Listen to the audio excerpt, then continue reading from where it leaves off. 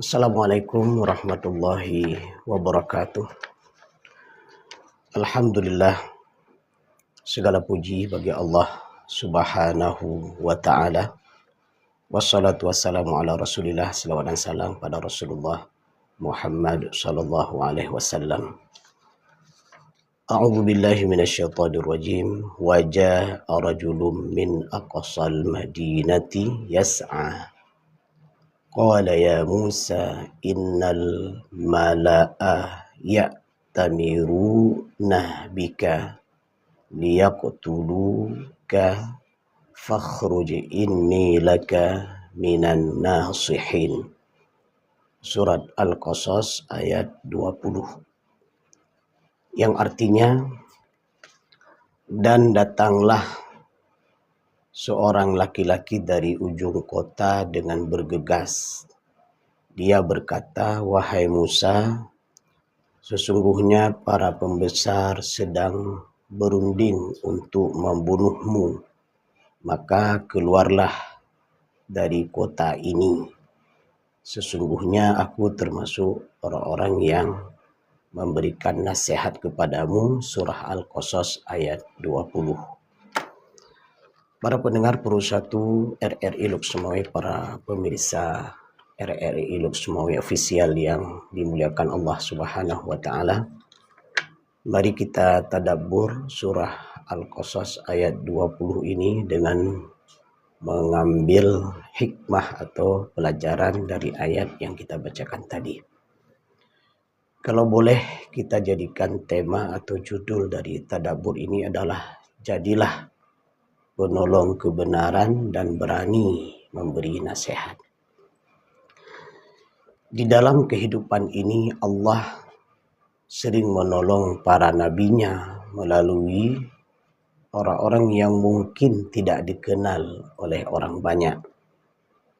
Mereka bukan pejabat, bukan orang kaya, tetapi mereka memiliki hati yang dipenuhi dengan iman dan keberanian.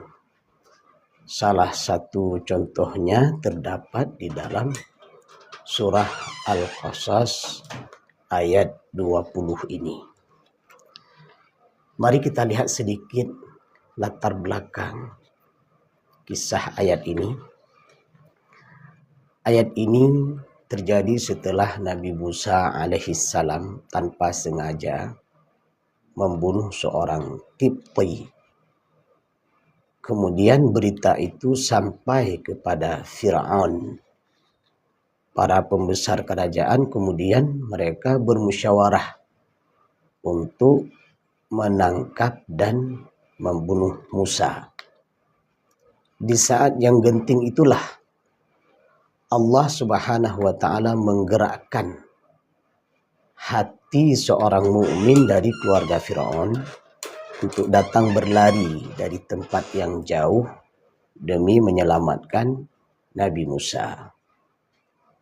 Ayat ini sekaligus mengajarkan bahwa pertolongan Allah Subhanahu wa taala bisa datang melalui siapa saja yang Allah kehendaki. Mari kita ambil beberapa pelajaran penting dari surat Al-Qasas ayat 20 ini. Pelajaran yang pertama adalah Allah menolong hambanya melalui sebab yang tidak disangka. Di sini Allah tidak langsung menurunkan malaikat. Allah hanya mengutus seorang manusia biasa. Ini merupakan sunnatullah sebagaimana firman Allah yang sering kita dengar. Wa may yattaqillaha yaj'al lahu makhraja. Barang siapa yang bertakwa kepada Allah, niscaya Allah akan memberikan jalan keluar baginya. Dalam kalimat yang lain, min haitsu la yahtasib. Barang siapa yang bertakwa kepada Allah, maka akan diberikan rezeki jalan keluar dari hal arah yang tidak diduga-duga. Itulah dalam surah At-Talaq ayat 2. Sekaligus memberikan hikmah kepada kita bahwa setiap persoalan dan masalah yang kita hadapi itu jangan pernah berputus asa. Insya Allah dengan bekal ketakwaan, keimanan, kesolehan yang kita miliki, maka jalan keluar itu akan terus ada. Ketika semua pintu telah tertutup, Allah mampu membuka pintu yang tidak pernah dibayangkan. Nah, ini pelajaran yang pertama. Pelajaran yang kedua dari ayat ini adalah seorang mukmin peduli terhadap keselamatan saudaranya. Kita lihat penggalan ayat ini dimulai dengan wajah arajulun, datang seorang laki-laki. Namanya tidak disebutkan. Para ulama menjelaskan bahwa salah satu hikmahnya adalah agar perhatian kita tertuju kepada amalnya, bukan kepada popularitasnya. Kalimat berikutnya, min aqsal Madinah, ia rela menempuh perjalanan jauh dari ujung kota. Ia berlari, yas'a. Ini menunjukkan tentang nilai kesungguhan. Maka seorang mukmin yang baik, seorang mukmin yang terbaik, dia rela mengorbankan jiwa, raga, hartanya, pangkat, jabatannya demi apa? Menolong saudaranya yang tertindas. Ada sahabat-sahabat kita yang membutuhkan pertolongan kita. Dan kita tahu betul dia sahabat dekat kita. Maka melihat dari konteks ayat ini, seorang sahabat mukmin terhadap sahabat mukmin yang lainnya, dia akan berusaha membantu di saat saudaranya menghadapi kondisi keadaan musibah yang itu dia membutuhkan uluran tangan saudaranya. Bahkan terkadang tidak ada hubungan darah, hanya hubungan tetangga, hanya hubungan kolega, hanya hubungan mitra kerja, hanya hubungan antara atasan dan bawahan. Tapi ketahuilah seorang mukmin yang terbaik, dia siap membantu saudaranya untuk meringankan beban yang dihadapi. Bagaimana kalau dia seorang pemimpin dengan konteks ayat ini, di mana pemimpin punya perangkat-perangkat yang dia bisa menolong rakyatnya. Dia punya pangkat dan jabatan. Suaranya didengar. Satu kalimat tulisan seorang pemimpin langsung dipraktekkan, dikerjakan oleh bawahannya. Maka subhanallah, kalau seorang pemimpin yang punya peduli terhadap rakyatnya, maka dia akan berusaha siang dan malam berpikir bagaimana memiliki ide-ide yang inovatif, kreatif, agar bangsanya bisa bangkit dari keterpurukan. Kalau sering kita dengar daerah atau negara miskin, maka dia akan berusaha mencari segala cara bagaimana rakyatnya itu bangkit dari kemiskinan menuju kepada rakyat yang punya kemampuan, bukan lagi penerima. Ya, kalau misalnya dalam masalah zakat, ada yang memberi zakat, ada yang menerima zakat. Seorang pemimpin yang hebat, dia tidak ingin rakyatnya hanya menjadi penerima. Bagaimana bisa menjadi pemberi, muzaki yang memberikan zakat. Jangan menjadi tangan yang di bawah. Maka dia akan berusaha mencari berbagai macam cara, berbagai macam kegiatan yang dia lakukan. Apakah itu membuka kerjasama dengan luar daerah, bahkan luar negeri, agar mereka percaya kepadanya untuk bisa menanamkan saham, modal untuk kebangkitan bagi rakyatnya. Nah, ini bisa saja dalam arti yang lebih luas. Kalau di sini disebut seorang laki-laki mukmin yang membantu Nabi Musa di saat itu akan dibunuh oleh Fir'aun bersama konco-konconya. Nah, bagaimanakah dengan kondisi kita yang hidup di akhir zaman? Kita melihat, apalagi pasca musibah banjir dan longsor hari ini. Kalau kita terjun ke daerah-daerah, masih banyak saudara-saudara kita di Aceh khususnya dan Sumatera yang mereka telah kehilangan jembatan yang seharusnya layak untuk dilewati. Ternyata jembatannya putus. Tanah-tanah tempat mereka berdiam habis dibawa longsor dan banjir.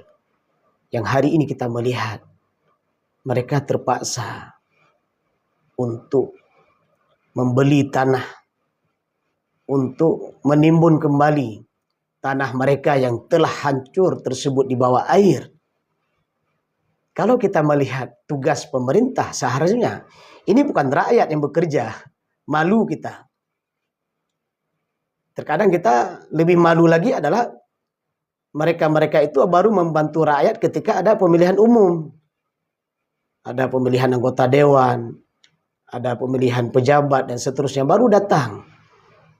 Itu berarti tidak ikhlas. Seharusnya dengan kondisi keterpurukan yang dialami oleh Aceh, khususnya dan Sumatera hari ini, tanpa ada pemilihan umum, tanpa ada pangkat dan jabatan, mereka akan datang dari segala penjuru untuk menolong rakyatnya.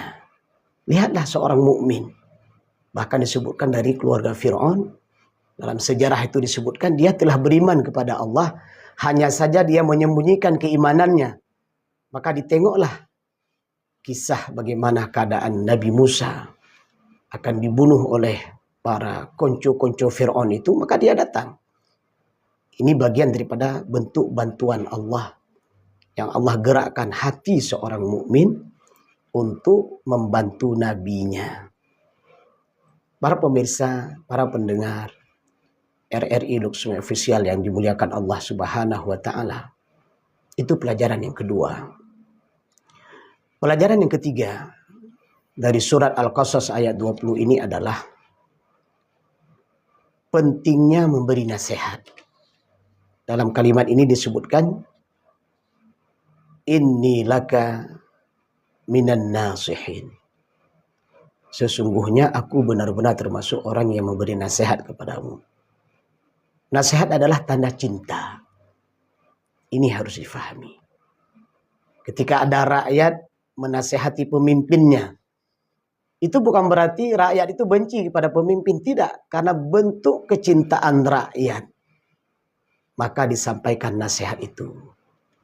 Mungkin terkadang cara menyampaikannya ada yang lewat bahasa tertulis, ada yang lewat bahasa gerak tubuh yang hari ini mungkin kita disebut dengan demo, apapun bentuknya. Tapi ketahuilah, adanya peduli seorang mukmin kepada saudaranya yang lainnya, maka dia berusaha untuk mencoba menasihati. Itu kalau ranahnya seorang pemimpin yang terlanjur berbuat salah. Bagaimana kalau pasangan hidup, suami dan istri yang terlanjur berbuat salah? Maka seharusnya ad-dinun nasihat, agama adalah nasihat. Itu harus dihidupkan, saling memberikan nasihat. Orang tua juga kepada anaknya, anaknya kepada orang tuanya, tetangga kepada tetangganya, sahabat kepada sahabatnya, guru kepada murid-muridnya, dan murid kepada gurunya, dosen kepada mahasiswanya, mahasiswa kepada dosennya. Artinya apa? Ketika melihat kondisi tertentu penting dan perlu kita berbicara, kul khairan, saat itu harus kita berbicara, maka bicaralah. Meskipun dalam bentuk kita memberikan nasihat. Para pendengar, para pemirsa RRI Luxury Official yang dimuliakan Allah Subhanahu wa Ta'ala, nasihat bukan untuk menjatuhkan. Ini harus difahami. Nasihat yang diberikan kepada kita itu bukan untuk menjatuhkan kita karena kita diberikan nasihat. Justru itu untuk menyelamatkan. Nah, ini yang terkadang orang salah berpikir. Kalau sudah mulai diberikan nasihat, ada yang berpikir, wah ini mau menjatuhkan saya ini. Padahal tidak. Justru dengan nasihat itu ingin menyelamatkan dia dari kejatuhan.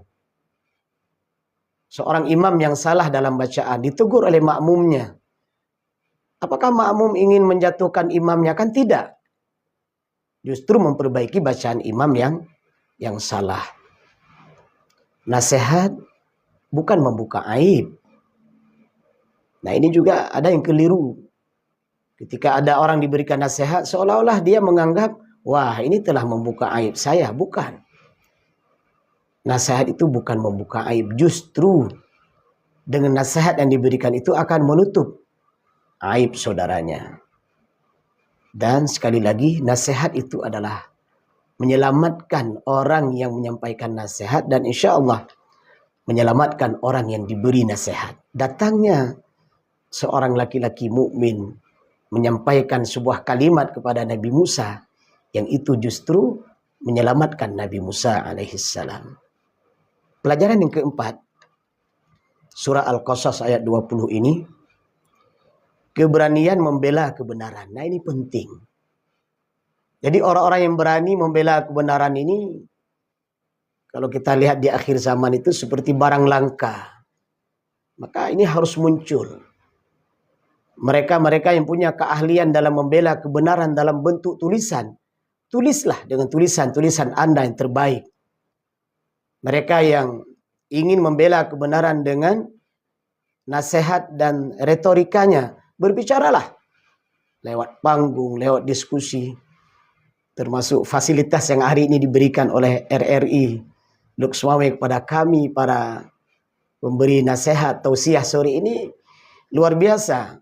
Harus kita berikan sebuah nilai A+ bagi RRI Luxmawe, yang insya Allah nasihat ini akan memberikan manfaat yang menyampaikan dan insya Allah yang mendengar.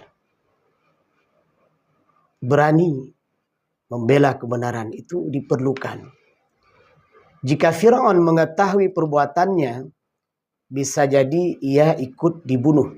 Namun, iman mengalahkan rasa takut. Nah, ini seorang pemuda ketika datang dari sebuah tempat memberikan nasihat kepada Nabi Musa, mengingatkan Nabi Musa. Seandainya Fir'aun tahu bahwa pemuda ini hadir, seorang mukmin ini hadir, datang kepada Nabi Musa memberikan nasihat. Ini kan sebuah perjuangan yang berat. Dia berhadapan dengan seorang raja yang jahat. Dia berhadapan dengan seorang pimpinan yang punya kekuatan yang luar biasa, punya ajudan, punya tentara, punya tukang-tukang sihir. Tapi lihatlah, keimanan yang dimiliki oleh seorang mukmin ini mampu mengalahkan ketakutannya terhadap raja zalim, pemimpin zalim, ya. Mereka yang didukung oleh pasukan-pasukan zalim. Ternyata iman seorang laki-laki mukmin ini bisa mengalahkan ketakutannya kepada raja zalim. Justru dia punya keberanian menyampaikan kebenaran yang dia berjumpa kepada Nabi Musa alaihissalam. Dalam surat Al-Ahzab ayat 39 Allah berfirman, yang artinya orang-orang yang menyampaikan risalah Allah dan mereka hanya takut kepada Allah. Masya Allah. Kalau orang-orang yang salah, orang-orang yang berbuat zalim, berani menyampaikan kesalahan dan kezalimannya, kenapa orang mukmin yang dia memiliki Allah sebagai Rabb-nya, dia memiliki Al-Quran, dia memiliki hadis-hadis Rasulullah, yang itu benar, datangnya dari Rabb, dan itu adalah nilainya kebaikan, maka dia harus lebih berani menyampaikan ayat-ayat Allah, hadis-hadis Rasulullah. Dia harus berani menyampaikan kebenaran untuk memberantaskan kebatilan dan kemunafikan serta kezaliman. Pelajaran yang kelima dari surat Al-Qasas ayat 20 ini adalah bergerak cepat dalam kebaikan. Lihatlah kalimat yas'a, mengandung makna bergegas. Nah, ini diperlukan bagi pelopor pelaku kebenaran. Di saat azan berkumandang, maka bergegas menuju masjid. Di saat ada pengumuman, ayo kita berinfak dan bersedekah, maka dia adalah orang yang pertama bergerak berinfak dan bersedekah. Ayo kita membela Islam, maka dia adalah orang yang pertama bergerak dan membela Islam. Mari kita wakafkan tanah atau apapun yang kita miliki, harta yang kita miliki untuk kejayaan Islam, membangun lembaga-lembaga pendidikan Islam, membangun kader-kader mujahid-mujahid terbaik Islam, maka dia akan berusaha memberikan infak dan wakaf yang terbaiknya. Artinya apa? Bergerak cepat. Lihatlah seorang laki-laki mukmin ini bergerak cepat berjumpa dengan Nabi Musa alaihissalam. Orang yang beriman tidak menunda-nunda kebaikan. Nah, inilah kelebihan orang yang imannya benar.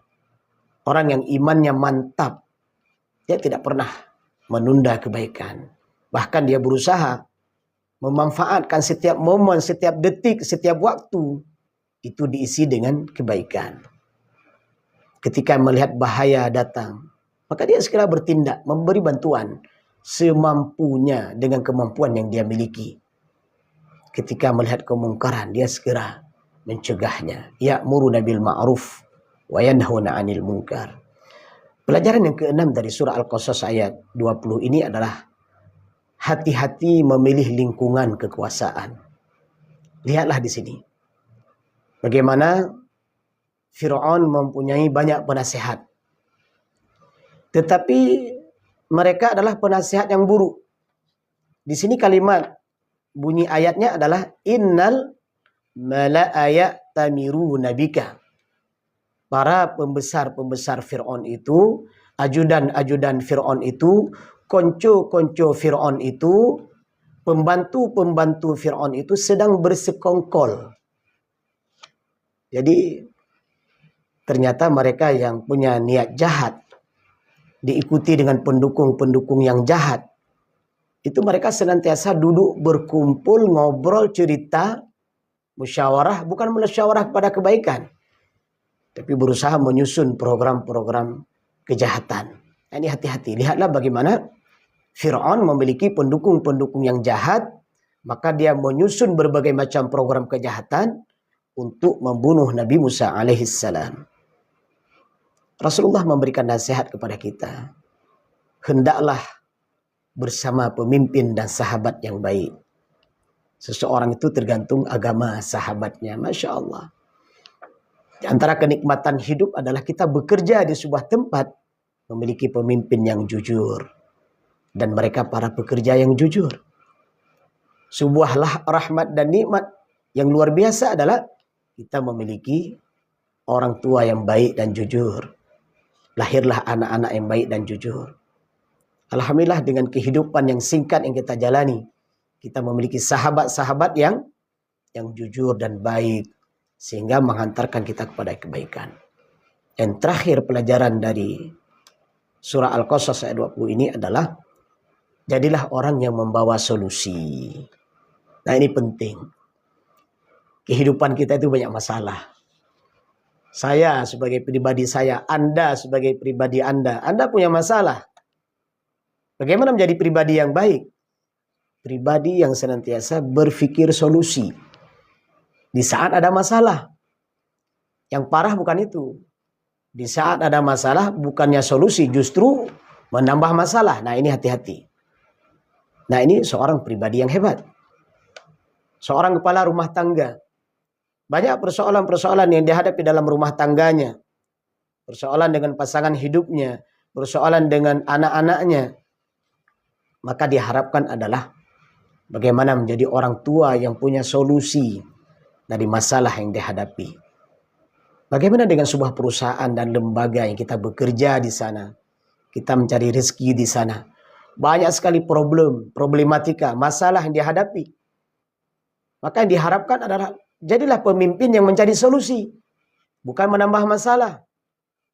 Dan subhanallah, jadilah karyawan yang mencari solusi, bukan menambah masalah.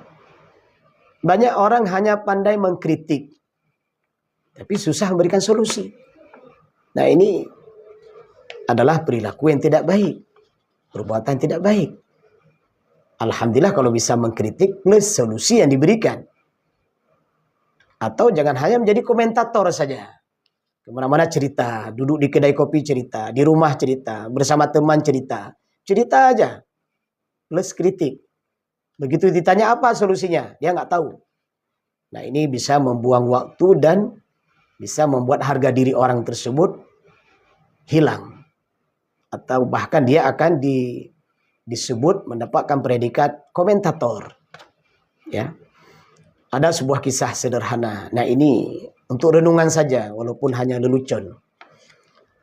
Ada pesawat yang itu adalah dari Inggris, begitu turun semuanya pemain bola. Ada pesawat dari Jerman, begitu turun juga semua pemain bola. Dari sekian pesawat yang terakhir, ternyata ada pesawat dari Indonesia.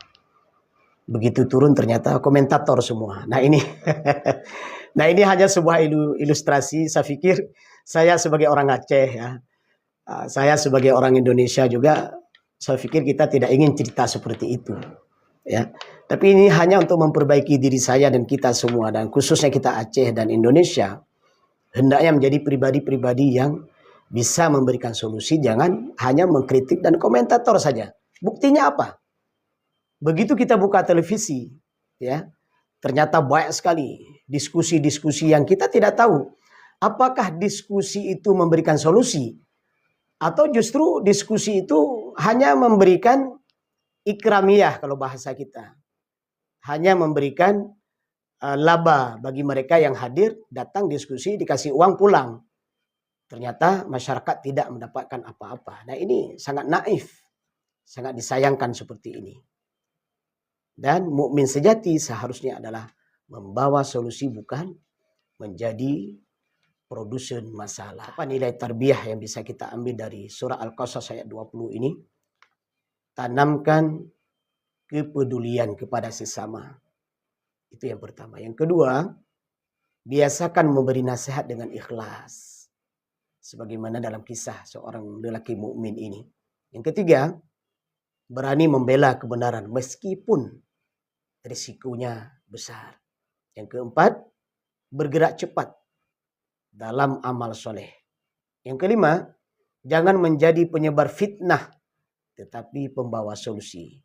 Yang keenam, yakinlah bahwa pertolongan Allah bersama orang-orang yang senantiasa berani dalam kebenaran.